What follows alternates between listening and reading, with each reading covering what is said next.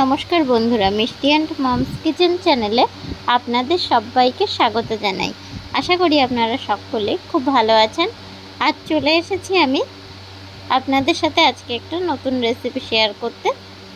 তো আজকে আমি বানাতে চলেছি একদম বাড়িতে সহজ উপায়ে খুব তাড়াতাড়ি টক দইয়ের লস্যি। তো তার জন্য 1 কেজি ওজনের এখানে দেখুন টক দইয়ের প্যাকেট নিয়ে নিয়েছি, আর চিনিও নিয়ে নিয়েছি। নিয়ে এবার সরাসরি আমি মিক্সার গ্রাইন্ডারের মধ্যেই দইটা দিয়ে দিচ্ছি। এখানে আমি পুরোপুরি 1 কেজি দেইনি, 700 750 গ্রাম মতন দই দিয়ে দিয়েছি, ম্যাক্সিমামটাই দিয়ে দিয়েছি। যেহেতু জল দিতে হবে, ব্লেন্ড করতে অসুবিধা হবে, তাই পুরোটা দিলাম না। আর মিক্সারের বড় জারটাতেই নিয়ে নিয়েছি, আর দিয়ে দিলাম বেশ কিছুটা চিনি। এবার লিমন একটু বললো মা আমি চিনিটা অ্যাড করব, তার জন্য ওকে দিলাম চিনিটা অ্যাড করার জন্য।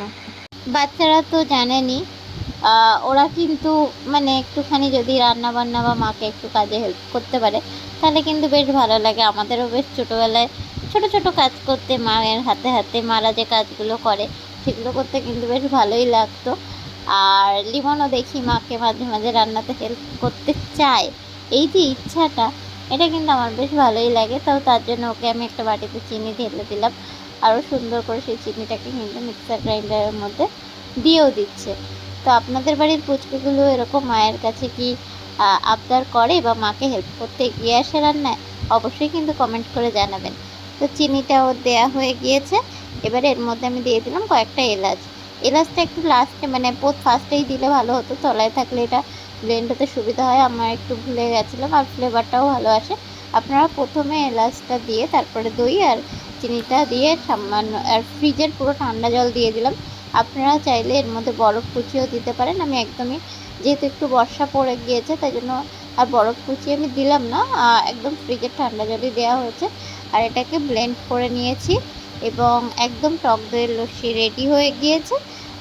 তো আমি এতে আর বেশি কিছু মেশালাম না, ঘরোয়া উপায়ে এভাবেই বানিয়ে দেখবেন, সেটাও কিন্তু খেতে খুব সুস্বাদু হবে এবং হেলদিও হয়। তো এভাবে অবশ্যই বাড়িতে একবার ট্রাই করবেন, আর কেমন লাগলো কমেন্ট করে জানাবেন। আর তার সাথে সাথে লাইক শেয়ার করতে ভুলবেন না। আর আমার চ্যানেলের নতুন বন্ধু হলে চ্যানেলটিকে সাবস্ক্রাইব করে পাশে থাকার অনুরোধ রইল। তো এভাবেই সব গ্লাসে ঢেলে নেওয়া হচ্ছে। বাড়িতে অনেকজন সদস্য আছে, তো তার জন্য চটজলদি আমি আর শরবত খাওয়া গ্লাসগুলো আর শোকেস থেকে বের করলাম না, একেবারে বাইরে যে স্টিলের গ্লাস যেগুলো ছিল সেগুলোতেই ঢেলে নেওয়া হলো। অ্যাকচুয়ালি ব্যাপারটা হচ্ছে হঠাৎ করে সন্ধ্যাবেলার প্রোগ্রাম, আমার শ্বশুরমশাই দইটা নিয়েও এসেছে আর বলছিল যে একটুখানি টক দইয়ের লস্যি বানানোর জন্য।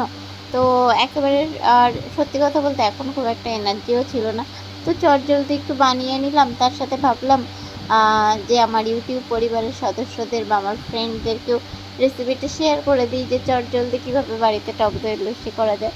তো যাই হোক, এ পর্যন্তই আজকে। ভালো থাকবেন সকলে, আর আজ এ পর্যন্তই। তো সকলকে টাটা, বাই বাই।